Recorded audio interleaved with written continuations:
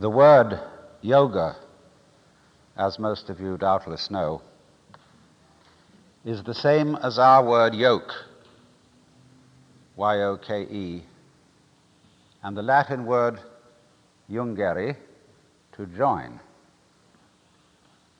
Join, junction, yoke, union, all these words are basically from the same root.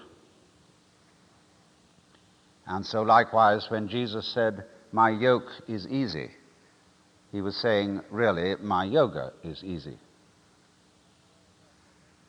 And the word, therefore, basically denotes the state that would be the opposite of what our psychologists call alienation,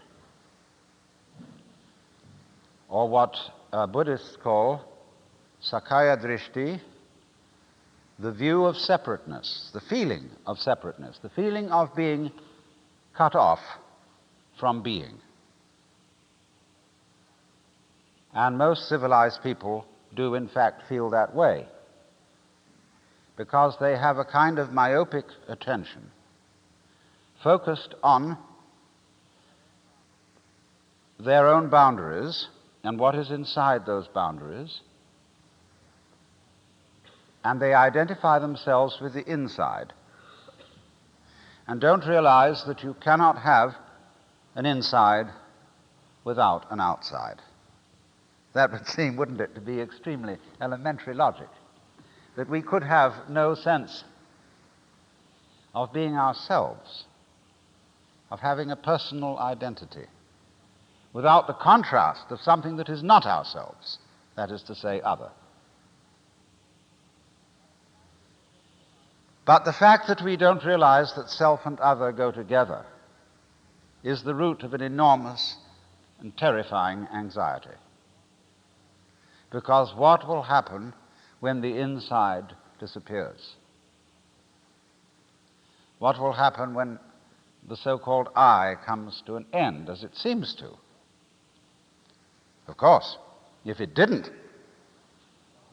if things did not keep moving and changing, appearing and dissolving, the universe would be a colossal bore. And therefore, you are only aware that things are all right for the moment. I hope most of the people in this gathering have a sort of genial sense inside them that for the time being, things are going on more or less okay.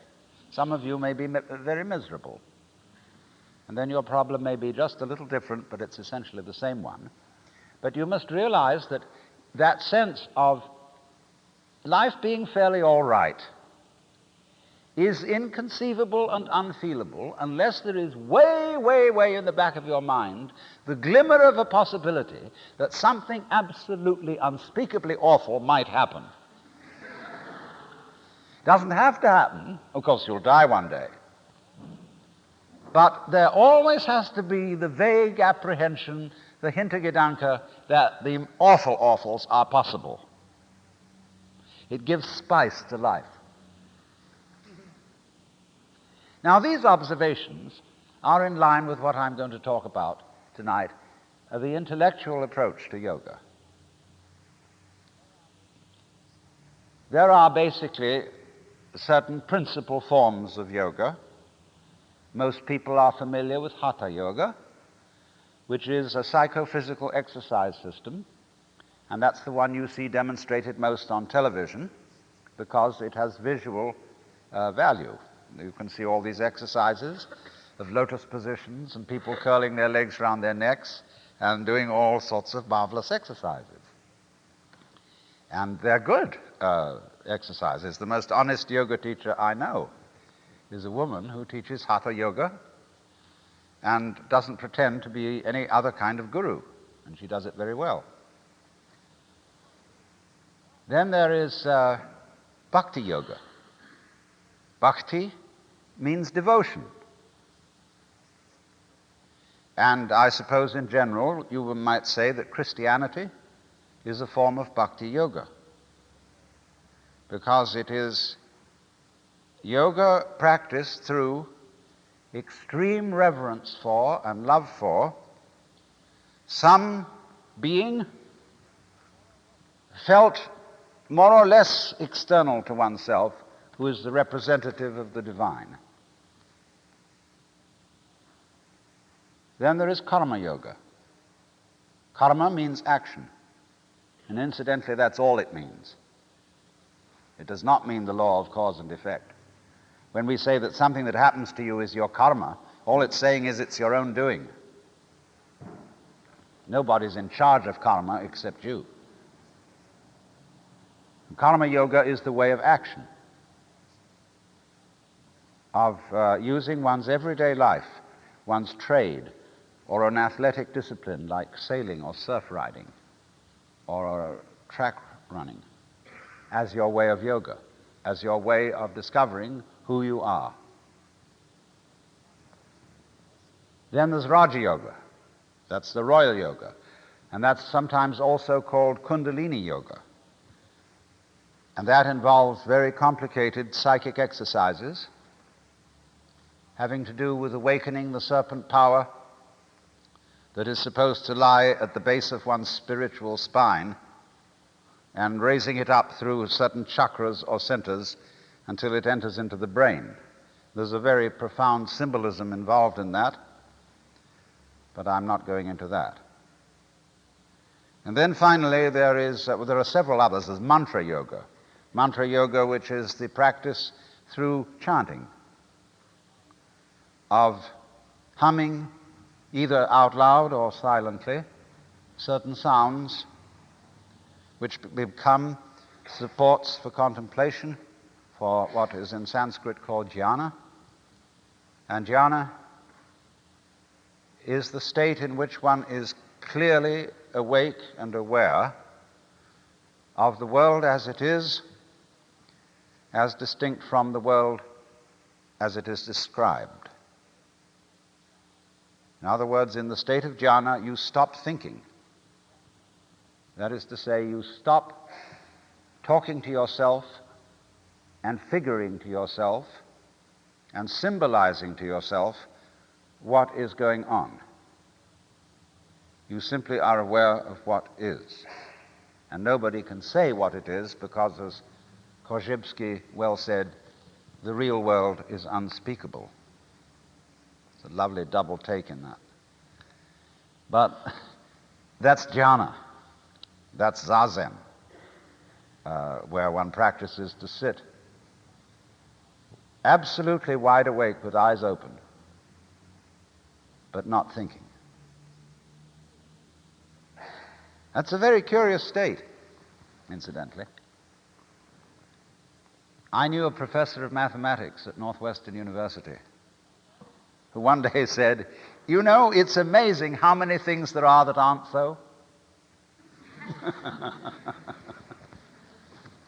You know, I mean, he was talking about old wives' tales and scientific superstitions and so on. But when you practice jhana, you're amazed how many things there are that aren't so. Because when you stop talking to yourself and you are simply aware of what is, that is to say, of what you feel, what you sense, and even that's saying too much, you suddenly find that the past and the future have completely disappeared. So also have disappeared the so-called differentiation between the knower and the known, the subject and the object, the feeler and the feeling, the thinker and the thought. They just aren't there because you have to talk to yourself to maintain those things. They're purely conceptual. They're ideas. They're phantoms, ghosts. So when you allow thinking to stop, all that goes away. And you find you're in an eternal here and now. And there's nowhere you're supposed to be. There's nothing you're supposed to do. There's nowhere you're supposed to go, because in order to think you're supposed to do something, you have to think. And so it's incredibly important to unthink at least once a day for the very preservation of the intellectual life. Because if you do nothing but think, as you're advised by IBM and by most of the academic teachers and gurus, you've nothing to think about except thoughts. And so you become like a university library, which is a sort of cheese. It has a process in it that is in biology called mitosis. Mitosis is the progressive division of cells into subcells into subcells. So a great university library is very often a place where people bury themselves and write books about the books that are in there. And they write books, and the library swells. You know, it's like an enormous mass of yeast raising and raising and raising, and that's all that's going on. I mean, it's a very amusing game. I love to bury my nose in ancient Oriental texts and things like that. It's fun. It's like playing poker or chess or doing pure mathematics. But the trouble is that it gets increasingly unrelated to life, because the thinking is all words about words. So if we stop that temporarily and get our mind clear of thoughts, we become, as Jesus said, again as children, and get a direct view of the world, which is very useful once you're an adult. There's not much you can do with it when you're a baby, because everybody pushes you around. And you know, they pick you up and sit you there, they sit you there. And you can't do much except practice contemplation. Only you can't tell anyone what it's like. But when, as an adult, you can recapture the baby's point of view, you will know what all child psychologists have always wanted to know, how it is that a baby feels. And the baby, according to Freud at least, has the oceanic experience. That is to say, a feeling of complete inseparability from what's going on. The baby is unable to distinguish between the universe and his or her action upon the universe. And most of us, if we got into that state of consciousness, might be inclined to feel extremely frightened and beginning to ask, who's in charge? I mean, who controls what happens next? We would ask that because we are used to the idea that the process of nature consists of controllers and controlees, things that do and things that are done to. This is purely mythological, as you find out when you observe the world without thinking, with a purely silent mind. Now, then you see, Jnana Yoga is the approach to that is designed for intellectuals. There is an intellectual way to get to this kind of understanding. A lot of people often say to me, you know, I understand what you're talking about intellectually, but I don't really feel it. I don't realize it. And I'm apt to reply, I wonder whether you do understand it intellectually. Because if you did, you would also feel it. Because the intellect, or what I prefer to call the intelligence, is not a sort of watertight compartment of the mind that goes clickety-clickety all by itself and has no influence on what happens in all other spheres of one's being. For the simple reason we all know that you can be hypnotized by words. Certain words arouse immediately certain feelings.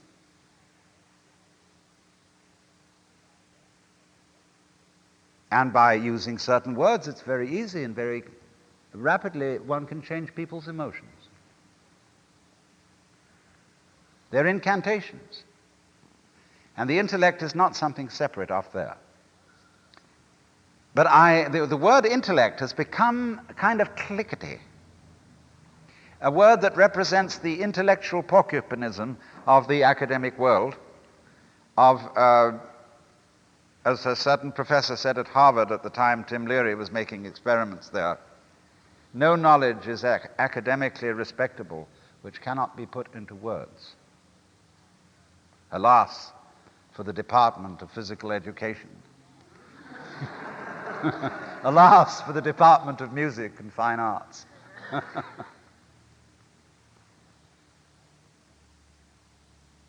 And that's very important. Because you see, one of the greatest intellects of modern times was Ludwig Wittgenstein. And as you read the end of his Tractatus, which was his great book, he shows you that what you always thought were the major problems of life and philosophy were meaningless questions. And that those problems are solved not by, as it were, giving an answer to them, but by getting rid of the problem through seeing intellectually that it's meaningless. And then you're relieved of the problem. You need no longer lie awake nights wondering what is the meaning of life. What's it all about? Simply because it isn't about anything. It's about itself. And so he ends up saying, whereof one cannot speak, thereof one must be silent. But as a new successor to Wittgenstein, an Englishman called Spencer Brown, who's written a book called Laws of Form. And this, if any of you are mathematically minded, I would most firmly recommend. It's just being published in the United States. And he makes this comment after Wittgenstein. He says, true, there are certain things of which one cannot speak. For example, you cannot describe music. That's why most of the reports of music critics in the newspapers seem completely absurd when they are trying to convey in words how a certain artist performed. And they borrow words from all other kinds of arts and try and make some show of being clever about it. But there is no way in which the music critic, in words, can make you hear the sound of the concert. But by writing certain instructions on paper, telling you certain things to do, those sounds can be reproduced. So musical notation is essentially a set of instructions telling you certain things to do, and if you do them, you will get an experience which is ineffable and beyond words. This is Spencer Brown pointing out that all mathematics is basically a set of instructions, like describe a circle, drop a perpendicular.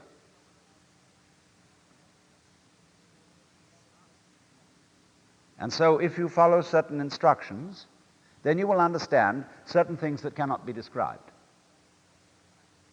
And that, of course, that is what yoga is all about. All mystical writing really is instructions.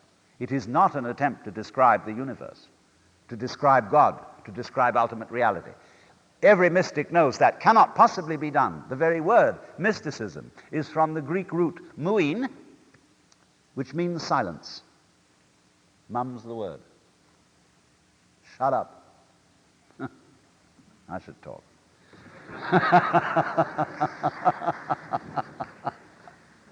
But that's it. Be quiet. See?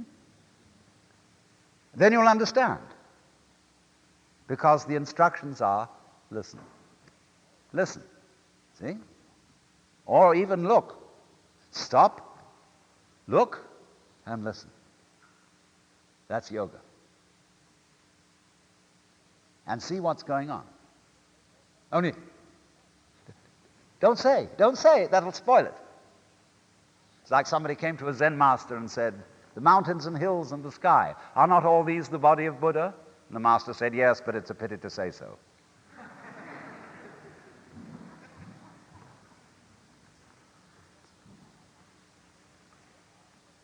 Now, by reading, those of you who are mathematically hip, Spencer Brown's book, Laws of Form,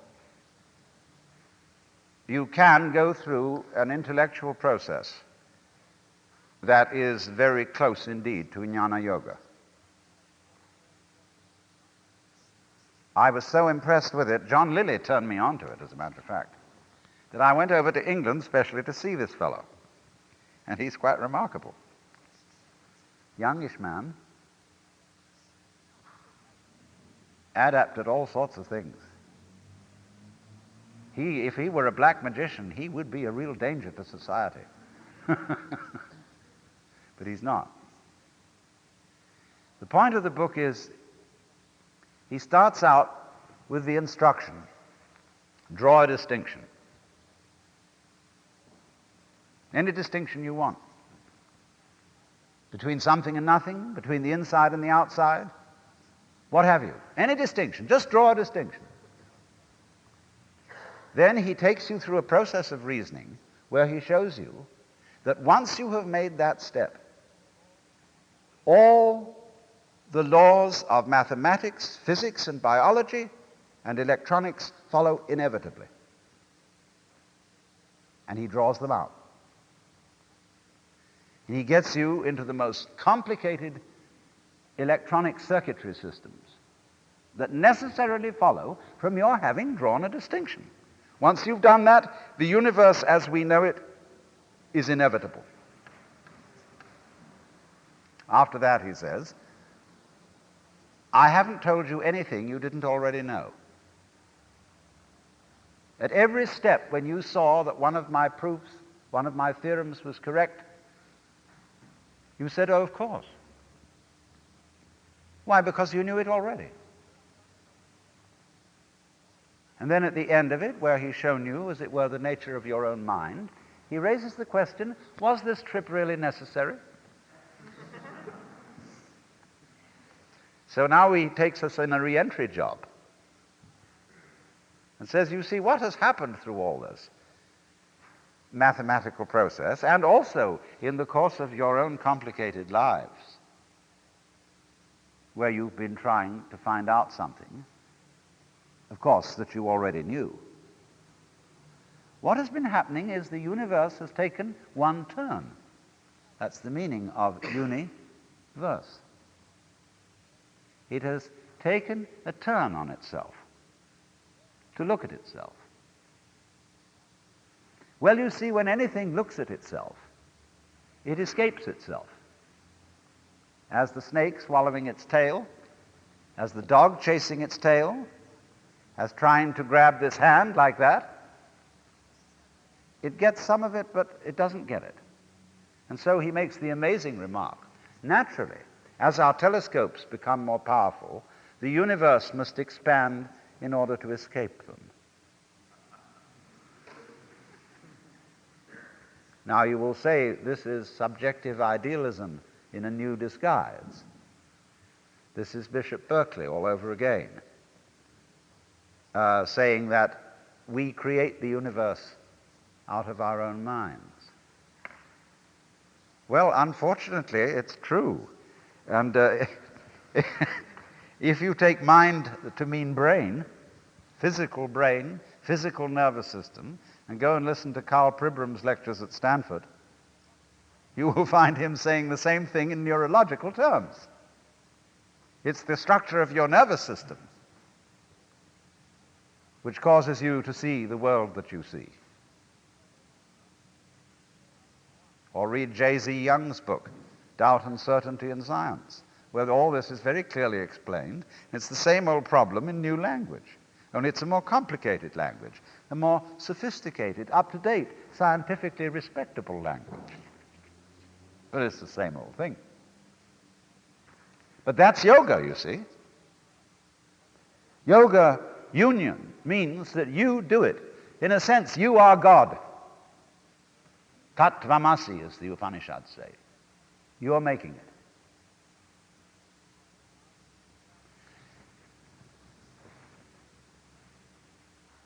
So many spiritual teachers and gurus will look at their disciples and say, I am God. I have realized. See? But the important thing is that you are. Whether I am or not is of no consequence to you whatsoever. I could get up and say, I have realized.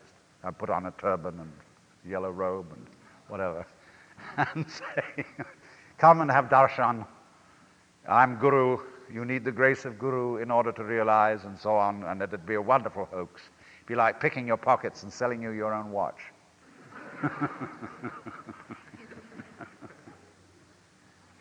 But the point is, you are. Now, what are we saying when we say that?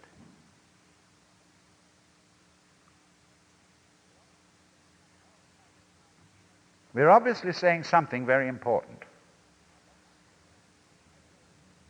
Alas and alack, there is no way of defining it. That is to say, going any further into words about it. See, when a philosopher hears such a statement as tattvamasi, you are it, or there is only the eternal now, the philosopher says, yes, I don't see why you're so excited about it. What do you mean by that? And that he asks that question because he wants to continue in a word game. He doesn't want to go on into an experiential dimension. He wants to go on arguing because that's his trip. And all these great mystical statements mean nothing whatsoever. They're ultimate statements. Just as, the trees and the clouds and the mountains and the stars have no meaning because they're not words. Words have meaning because they're symbols, because they point to something other than themselves. But the stars, like music, only bad music has any meaning. Classical music never has a meaning. And to understand it, you must simply listen to it and observe its beautiful patterns, go into its complexity. So, you get, when your mind, that is to say your verbal systems, get to the end of their tether, that is to say, when they arrive at the meaningless statement, here is the critical point. And the method of jnana yoga is to exercise one's intellect to its limits, so that you get to the point where you have no further questions to ask. You can do this in philosophy study if you've got the right kind of teacher who shows you that all philosophical opinions whatsoever are false. Or at least, if not false, extremely partial. You can see how the nominalists cancel out the realists, how the determinists cancel out the free willists, how the behaviorists cancel out the vitalists, and then how the logical positivists cancel out almost everybody. And then how someone comes in and says, yes, but the logical positivists have concealed metaphysics, which indeed they do. And then you get in an awful tangle, and there's nothing for you to believe. And if you get seriously into the study of theology and comparative religion, exactly the same thing can happen to you. You can't even be an atheist anymore. That is also shown to be They're purely mythological positions. And so you feel a kind of intellectual vertigo, which is called in a Zen Buddhist poem, above not a tile to cover the head, below not an inch of ground to stand on. Well, where are you then?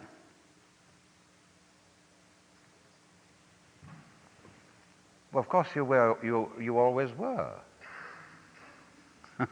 You've discovered you're it. And that's very uncomfortable because you can't grab it. See here, I've discovered that whatever it is that I am, that's not something inside my head. It is just as much out there as it is in here, but whatever it is, I cannot get hold of it. Well, that gives you the heebie-jeebies. You get butterflies in the stomach, anxiety, traumas, and all kinds of things. But this was all explained by Shankara, the great Hindu commentator on the Upanishads, the great master of the non-dualistic doctrine of the universe, when he said, "That which knows, which is in all beings the knower, is never an object of its own knowledge."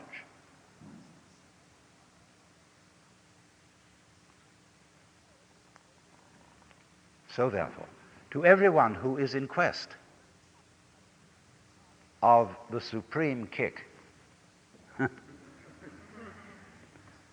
great experience, the vision of God, whatever you want to call it, liberation. When you think that you're not it, any old guru can sell you on a method to find it. And that may not be a bad thing for him to do. Because, as Blake said, a fool who persists in his folly will become wise. And a clever guru is a person who leads you on. Here, kitty, kitty, kitty, kitty, kitty. I've got something very good to show you. Yeah. You just wait. Oh, but you've got to go through a lot of stages yet. You say, can I get that? Oh, I want to get that. You know, all the time it's you. I was talking with a Zen master the other day, and he said, "You should be my disciple." I looked at him and said, "Who was Buddha's teacher?" And he looked at me in a very odd way and said,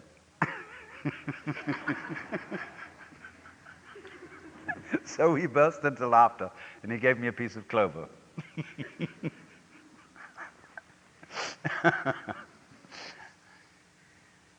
So,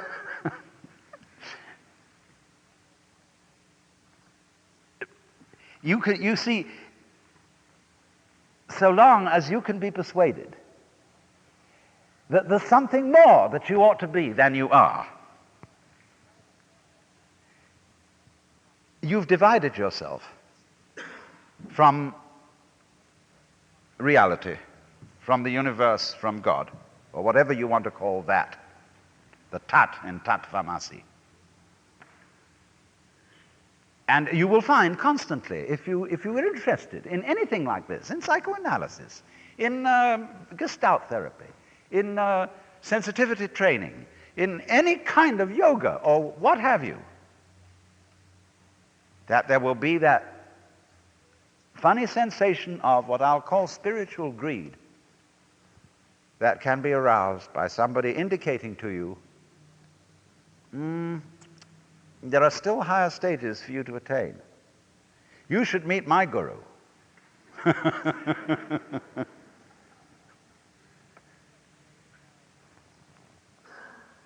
So you might say then now, to be truly realized, you have to get to the point where you're not seeking anymore. So then you begin to think, well, we will now be non-seekers. You know, like disciples of Krishnamurti, who, because he says he doesn't read any spiritual books, they can't read anything but mystery stories. You know, becoming spiritually unspiritual. Well, you find that that too is what is called in Zen legs on a snake. It's irrelevant. You don't need not to seek, because you don't need anything.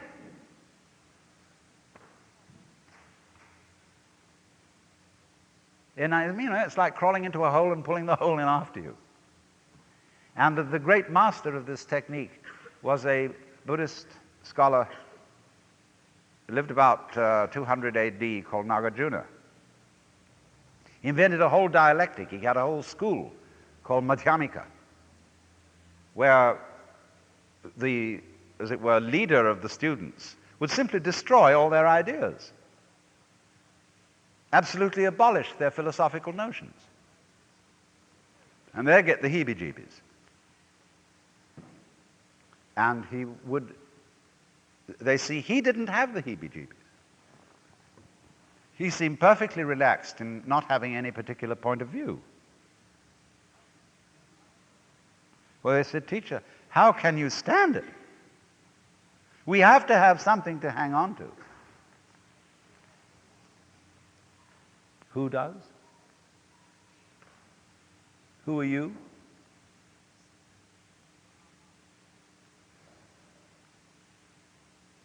And eventually you discover, of course, that it's not necessary to hang on to anything.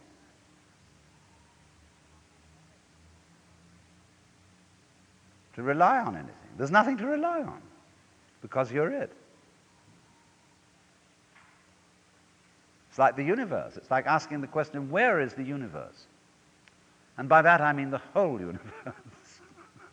Whereabouts is it in space?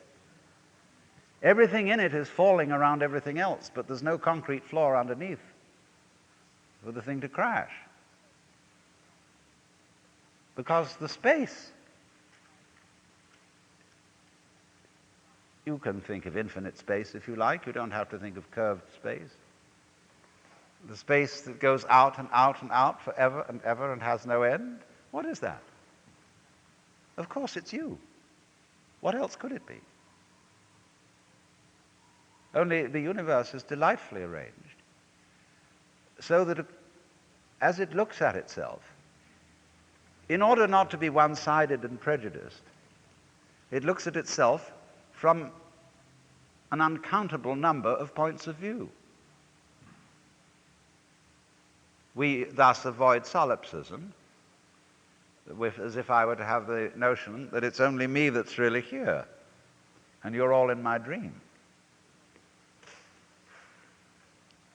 Of course, that point of view cannot really be disputed, except by imagining a conference of solipsists, arguing as to which one of them was the one that was really there.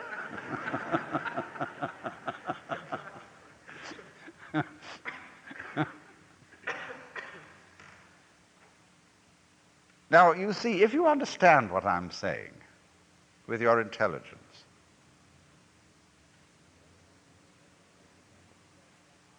and then take the next step and say, but I understood it now, but I didn't feel it. Then next I raise the question, why do you want to feel it? You say, I want something more, because that's, again, that spiritual greed. And you can only say that because you didn't understand it. There is nothing to pursue because you're it. And if you don't know that, you always were it. And if you don't know that, in other words, to put it in Christian terms or Jewish terms, if you don't know that you're God from the beginning, what happens is that you try to become God by force. Therefore, you start being violent and obstreperous and this and that and the other. All our violence, all our competitiveness, all our terrific anxiety to survive is because we didn't know from the beginning that we were it. Well, then you would say, if we did know from the beginning, as in fact you did, when you were a baby, but then everybody says, well, nothing would ever happen.